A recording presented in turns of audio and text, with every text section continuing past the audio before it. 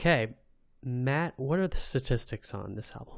All right, so this is Patti Smith's Horses comes in at number 45 in the 1970s on Best Ever Albums, number 7 in 1975, number 183 of all time, and in Rolling Stone's list, number 26. Very highly regarded with Rolling Stone. All right, so Patti Smith is still alive, fortunately, and so I don't have to, talk about that death. She was born December 30th, 1946 in Chicago, and when she was 4, her family moved to Germantown, Pennsylvania, and then Pittman, New Jersey, and then later to Woodbury Gardens in Deptford Township, New Jersey. I hope I'm saying that right. She went to work in a factory after graduating high school in 1964. And then in 67, she left Rowan University and moved to Manhattan, where she met photographer Robert Mapplethorpe. And they were longtime partners and often had intense romantic relationships. And that is also partly due to his questioning his sexuality and dealing with that sexual identity. He is most famous for his portraits of her, which became her album covers, and then also photography that he did documenting the gay BDSM culture of New York in the 60s and 70s. Patti and him remained friends until his death in 1989. She was very much in the art scene of New York at that time. So if we think about kind of the Velvet Underground being part of that scene in the 60s, late 60s, I imagine her being this in the underground part of New York in the 70s.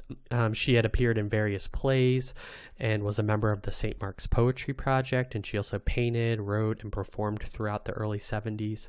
She co-wrote Cowboy Mouth with Sham Shepard, who's a famous playwright, and wrote several poems about her relationship with him. So she was kind of all floating around, dabbling in everything and very much a performer, even before this band started. She was briefly considered for the lead singer of Blue Oyster Cult, which I found interesting, and we had mentioned that she had wrote lyrics to at least one of the songs when we talked about that album last week. And she also dated one of the members of the band, if I remember correctly. Yep, thank you for keying that up. She was involved with the band's keyboardist Alan Lanier at the time. And in addition, she wrote rock journalism and contributed to Rolling Stone and Cream magazines. So she was everywhere. She did a little bit of everything. Yeah, she was a jack of all trades. In 1974, she started performing music with a guitarist /bassist /rock archivist Lenny Kaye. And then later on, they added Ivan Krall on guitar bass, J.D. Daughtry on drums, and Richard Soule on piano. And that became her band. Later in 74, she performed poetry on the song I Wake Up Screaming on Ray Manzarek's second album. The whole thing started with rock and roll. Now it's out of control. So there's a little Doors connection that we talked about from the first segment. Early in 75, she had a 2-month residence at CBGB's with the band Television. And the hype that her performances brought the attention to Clive Davis of Arista Records. So the Patti Smith group was signed to Arista. Is it Arista or Arista? I've always said Arista. Okay. In April of 1975, Clive Davis had offered her a seven album deal, which she signed to. Yeah. And Davis, just as a little refresh, because we have mentioned him before, he was previously the president of Columbia Records and signed many of the artists that we've talked about, Janis Joplin, Laura Nyro, Springsteen, Aerosmith, Pink Floyd, among others. And so talking about the album itself, Horses, the title of the album refers to her desire in her mind for a rejuvenation of rock music, which she found had grown quote-unquote calm in reaction to the social turmoil of the 60s and due to the death of many prominent musicians, which she actually references or explicitly or implicitly on this album, like Jimi Hendrix. And she says, quote, "To me, that's why our record's called Horses. We had to pull the reins on ourselves to recharge ourselves. It's time to let the horses loose again. We're ready to start moving again," unquote. In in the making of this album, Patti originally suggested CTS Hall of Famer Tom Dowd to be the producer, and plans had been made to book time with him. However, that he had a relationship with Atlantic Records, which is a rival of Arista, and so that didn't work out. And she recruited John Cale as the producer of this album. So the album was recorded at Electric Lady Studios in New York City, and that's a studio we've mentioned many times. Hendrix created the studio and recorded there. Stevie Wonder's albums Talking Book and Music of My Mind were recorded there. Led Zeppelin recorded there. Lou Reed, Rolling Stones, Blondie, Kiss recorded Dressed to Kill there, among many other albums. And this album was recorded in August through September of 1975 there. They used all the musicians from her band when recording, and Cale said that the band initially sounded awful because they played out of tune on damaged instruments, so he had to get new instruments for them before they could start recording properly. There was a lot of tension between Cale and Smith due to the work ethic of Cale as an experienced recording artist, and Smith, who was primarily a live performer at the time and didn't have any experience in the studio or even really making music on that side of things. And there's some good quotes in the Wikipedia article about kind of them describing each other and what they thought of each other, and they've kind of taken a more mature retrospective look on the contributions that they made, and Patti Smith credits him with kind of reining her in a sense, and like getting good stuff out of her. So they became friends again. I don't know if they became friends, but the sole guest musicians on this album were Alan Lanier. He's featured on Kimberly, and Tom Verlaine from Television's featured on Break It Up. Cale had wanted to add strings to certain songs, but Smith had vehemently opposed that. Lanier did not get along with Cale and Verlaine, and actually ended up in a physical fight with Verlaine during the final recording session on September 18th. And remember, at this time, Lanier was, involved with Patti Smith. I don't know why they didn't get along. I didn't follow up on that, but she initially downplayed Cale's contributions to the album. Cale said in 1996 that their working relationship was, quote, confrontational and a lot like an immutable force meeting an immovable object, unquote. And then Smith later expressed gratitude for Cale's persistence and that he made the most of their, quote, adolescent and honest flaws. Smith herself has characterized Horses as three-chord rock merged with the power of the word. This album's rooted in punk rock, and they also embrace the ideas of improv and avant-garde aspects into the album. Her lyrics herself are rooted in poetry, and each song draws from different inspirations, stories from her own life, other poets, poetry, tributes to other musicians. Break It Up's a tribute to Jim Morrison, and Elegy is a tribute to Hendrix, which she recorded on the exact 5th anniversary of his death on September 18th, I believe it was, in 75. Regarding the cover, which I think is kind of important and influential, Robert Mapplethorpe took the photo in the Greenwich Village penthouse apartment of his partner Sam Wagstaff. It was shot in natural light. Those are her own clothes that she wore, with the white shirt being purchased at the Salvation Army. There is a horse pin on the leather jacket, which I didn't notice before, given to her by Alan Lanier. She described her appearance as French poet Charles Baudelaire mixed with Frank Sinatra. The black and white and androgynous pose was not typical of promo images of female singers at the time, and has since become kind of a feminist commentary or mindset, and influential in that respect. Arista and Clive Davis wanted to make changes to the album cover, but Smith overruled them. And Smith has said that she did not intend to make a big statement with the cover, instead simply reflecting the way she dressed in real life. Horses was released November 10th, 1975.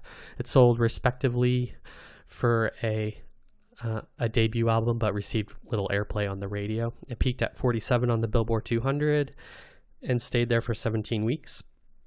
They toured the U.S. to promote the album and performed on SNL early on in SNL's life in 76. You can see that online. Gloria was the single, with the B-side being the live cover of The Who's My Generation, which is also, it's not on the official album, but you can listen to it on Spotify. It was added later as the ninth track on the album. As far as its legacy, it's been cited as the first punk rock album, as well as one of the key recordings in punk rock, best punk rock album of all time, saying it's the first punk rock album because it beats the Ramones album by 5 months. It's also highly influential for many, pretty much every female fronted rock band or punk rock band like the Slits, Siouxsie and the Banshees. REM's Michael Stipe cited this album as a primary inspiration for him.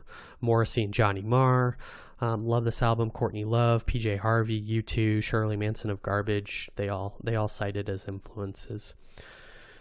In 2009, Horses was placed in the Library of Congress National Recording Registry. In 2007, she was inducted into the Rock and Roll Hall of Fame. She performed Gimme Shelter on that performance, and her closing number, People Have the Power, was the celebrity jam that closes the show, where everyone, all the artists play together. In 2010, she won the National Book Award for her memoir, Just Kids, which describes her time in 70s Manhattan and her relationship with Robert Mapplethorpe, and that is fulfills a promise that she made to him to write about their time together. And then I put this in for you, John, but in 2011, she made her TV acting debut on Law & Order Criminal Intent.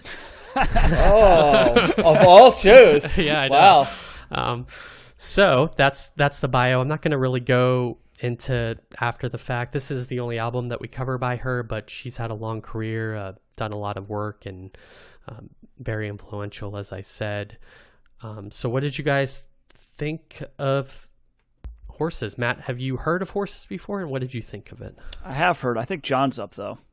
Okay, John, what did you tell me about your history with Horses and what you thought of the album?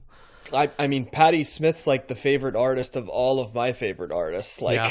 Michael Stipe, multiple members of the Smiths, like pretty much every female artist I like PJ Harvey and Shirley Manson, like just tons of people that I like. So, I mean, this album's awesome. It's a fantastic. Yeah. It's every bit as important to punk rock, by the way, as the album we're going to cover next is, the Sex Pistols album. It's a different type of punk rock, but it's got the same spirit. It's also, Patti Smith is a fascinating singer, because she is neither a great singer nor a bad singer. She resides in this really interesting thing where true. she's... Yeah. I almost compare her to like Mick Jagger, which is why it's kind of interesting that you said Gimme Shelter, because she's so much attitude and so much her when you hear her that it's impossible to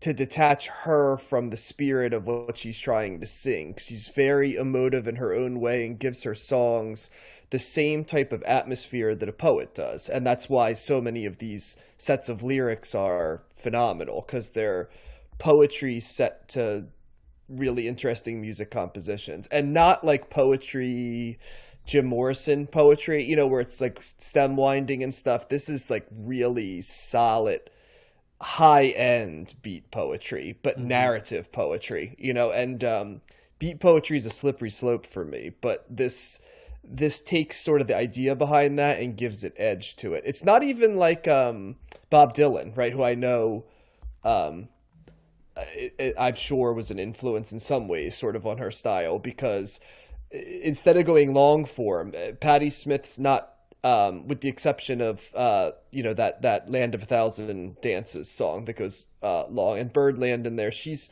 veering between short songs and longer songs.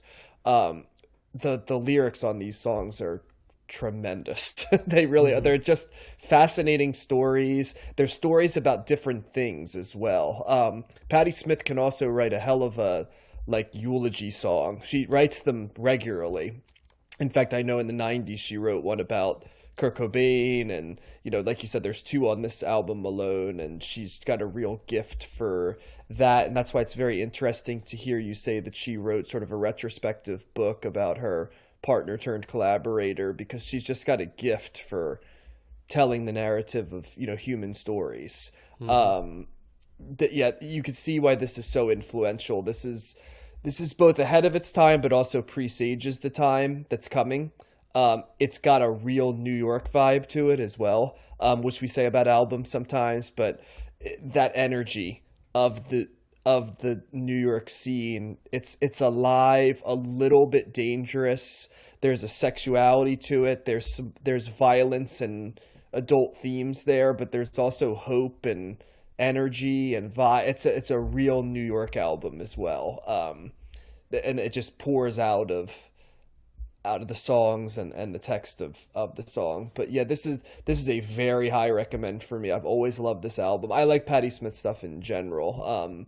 Her songs also, she is great at having her songs covered and covering other people's songs as well, which is an interesting gift as well, because you'll see her songs show up and have other people do them, and they always sound remarkable, because when other people do them, they take on a different life, because no one can really do it like Patti Smith does, right? So you have to do it differently than she does. And she can do the same thing to other people's music, where she could take something and make it so much her own that it divorces it from the artist. I think the best example of that I think everybody knows is Because the Night, right? Which is a Springsteen song. Right. And it sounds like a Springsteen song. It's a Springsteen song. But when you hear her sing it, you don't even realize it, because Patti Smith makes it a Patti Smith song, even though it's clearly a Bruce Springsteen song. So, and then I just think it's funny that later, when the 10,000 Maniacs covered it, they covered it as like a Patti Smith song,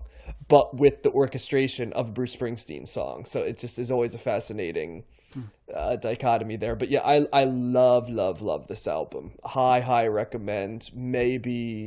Certainly will be in my top 20 of the 70s, and may even be higher than that. I think she co-wrote that song with Bruce Springsteen. Okay, yeah. That, so yeah. Yeah, I think she did too. All right, Matt. Well, Patti Smith might have made this album for John's enjoyment, but not mine. What? Yeah, I am very. I don't hate it. I like the music quite a bit. My issue with this album is all that stuff that you were talking about, John. Or Josh, maybe both of you were talking about, but it's the poetry stuff, like and it's, I don't mind like poetry in music, but it's so much of the spoken word that's just like that overtakes so much of what's happening musically here for me, that I'm just rolling my eyes at a lot of parts here. It just seems melodramatic to me. Oh wow. And like particularly Birdland, that one is just like that song. I don't even know if that's a song. Like the piano part's pretty decent in the background, but it's like 9 minutes of this really emotional poetry, and I don't really want that in my music. It's not really something that like I gravitate towards. And I was just.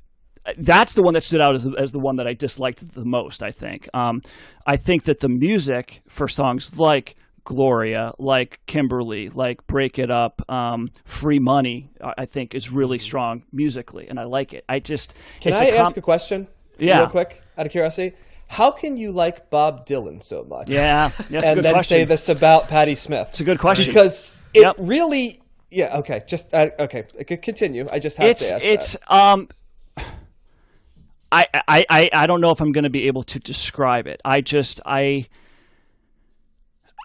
Bob Dylan, I totally get people not liking his voice, not liking his song structure, and just being annoyed by it. That totally makes sense. And that's the way I feel here with Patti Smith. It's just not a terribly pleasing sound to me. I kind of wish that there would be less of the, just melodrama was the word that kind of came up the most for me. I was just like, Dylan doesn't really seem melodramatic to me. This seems like overly, I don't know, passionate or whatever. I'm not feeling what she's putting out there. And I know people love this record, and I know you're right, John. It's influential of a lot of bands that I love too. And that's why I was kind of like, I wanted to like it more. I just didn't. Like I said, I thought the music was my favorite part. And her voice in and of itself when she's singing is fine. You're right. It's not great. It's not terrible, but it's when she comes down and does this poetry. It's like at the beginning of, what was it, Land, right? She kind of starts off with the poetry stuff, and it's just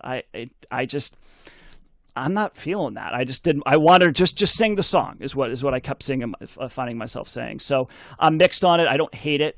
It's not, but it's also not something that I'm going to go back to and listen to a bunch of times. I appreciate it for its influence, and it's clearly an important album. It's just not striking a chord with me.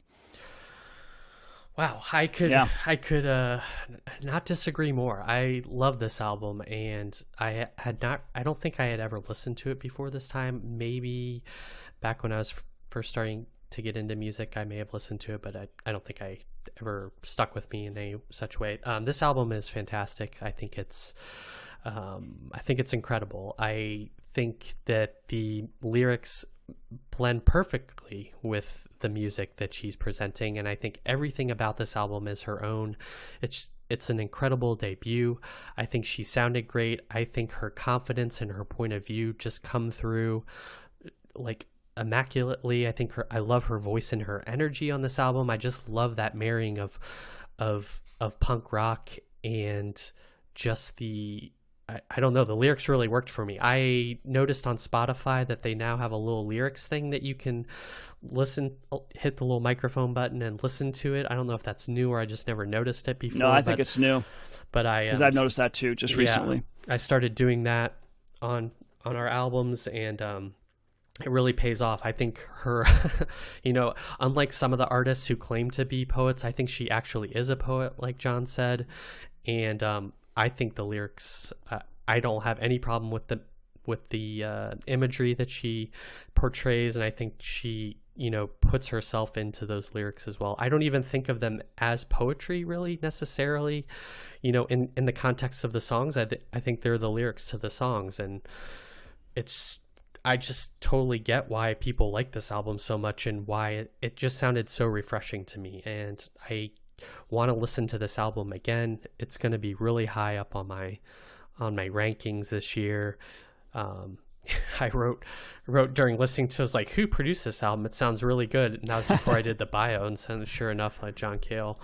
That's the other thing. I don't know if it was because of a remaster, on Spotify, but it sounded really good from a production standpoint. It sounded like you were in the audience listening to her perform this album. I just have a lot of respect for it, what she's doing. Redondo Beach has this great, kind of reggae guitar backing that I love. Every song also, there's no weak songs on this album, which is another, testament to my rankings in terms of what I look for in an album. Every song is really good. Even the long ones I had no problems with. They all offer something interesting. I encourage everyone to go seek out this album and listen to it. She seems like a successor to Lou Reed or somebody like that in terms of her storytelling ability. Mm-hmm. Yep.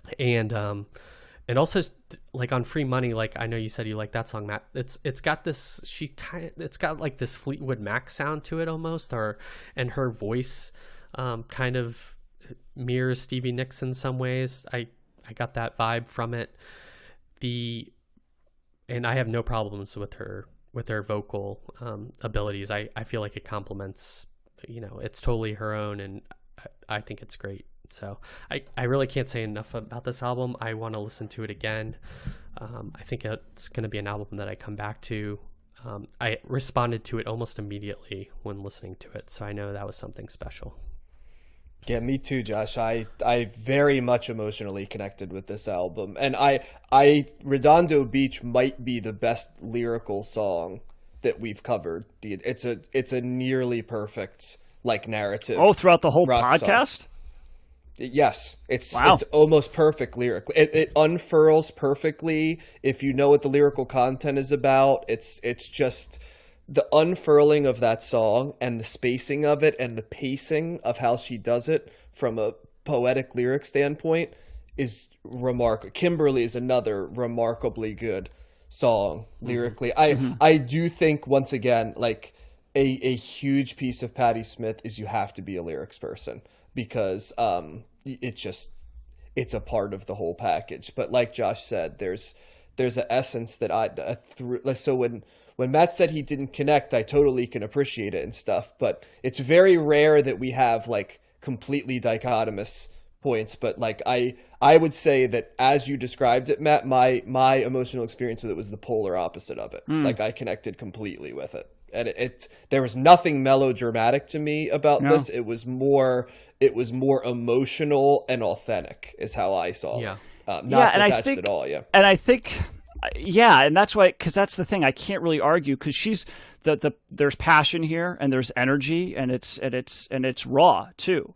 It just I don't know. Like I think Birdland's like the one that stands out the most for me for that. But there are elements of it peppered in throughout a lot of the other parts too. And I don't know. I've never been like, every time I've gone to see like beat poetry or something like that, and I've sat down and I don't know. It's never really connected with me. I'm not a lyrics person in other facets of my life, as things that I like as well. It's not just music. It's like it's never been something that I've been terribly interested in or really knowledgeable about, and I don't pretend to be. You know what I mean? So I know it really speaks to people, and it makes sense, and I think it's an important art form. It's just one of the things that I just never really pay mind to. So, and I think it's one of those things that once that idea got into my head, it was hard to shake it.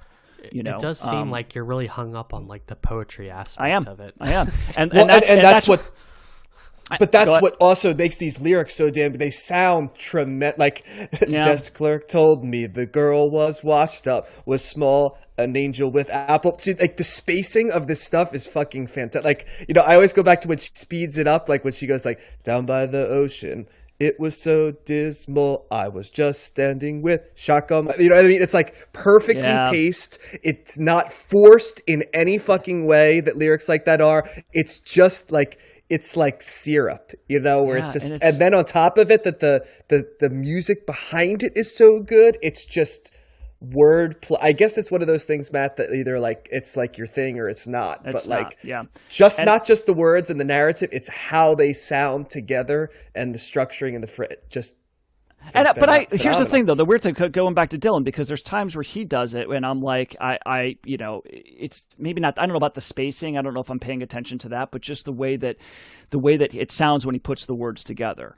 And there's something about it that I like that sound. It's almost like the instrument, right? Because again, I go back to like listening to music and hearing vocals as like in its own instrument. And the instrument that Dylan uses, there's similarities, but it sounds different to me than the instrument that Patti Smith is using. And I don't really care a whole lot for Patti Smith.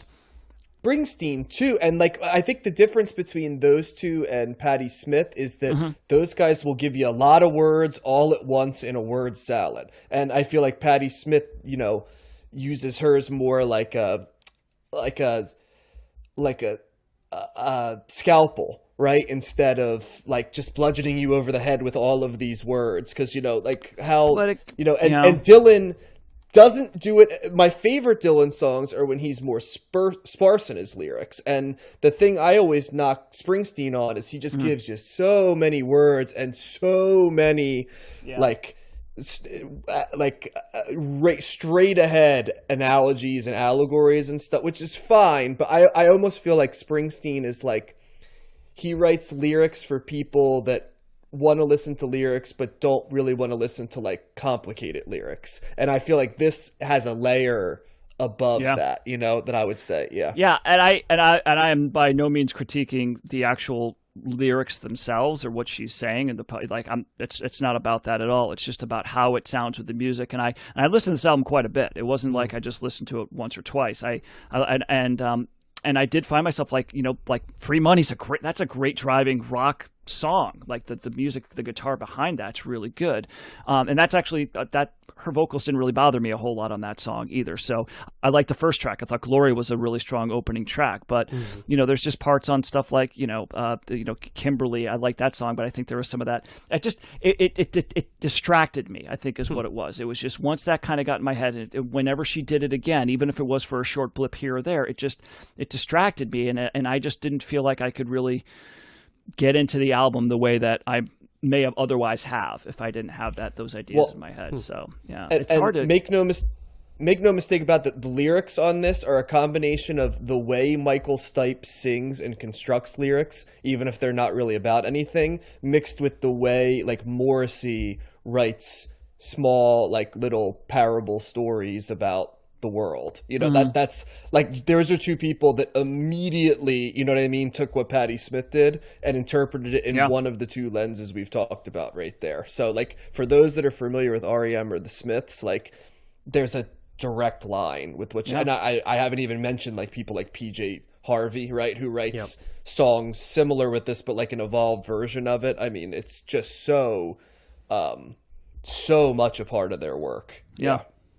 No, I'm glad it's out there, because I love all those artists, and and I know there's similarities between them. It's just, I don't know, wrong place, wrong time, perhaps. Just it's just not there. I don't know. Gotcha. Yeah, maybe you have to revisit it down the line sometime. Maybe. Yep. Yeah. Well, it could also just be, Matt, how you do music. You know what I mean? And I know that's how I do music. That's right.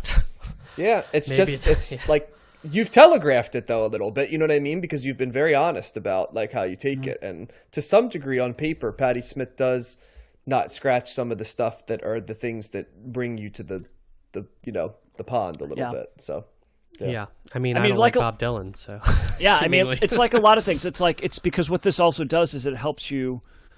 Regardless of whether you like an album or not, it helps you understand history and progression and influence and all that stuff. And it's good to know this record. It's good to see how it does tie to some of those other things. But in the future, there's plenty of other places I'm going to go to and listen, and listen to before I would come back to this. It's just it's how I am. So. Yeah, and as a counter opinion, Run Don't Walk and pick this album up would be my my takeaway on this one. So. But this this comes from an amateur podcaster, an amateur music critic. So, yeah, you don't have your PhD in I don't. I failed PhD musicology. Yeah.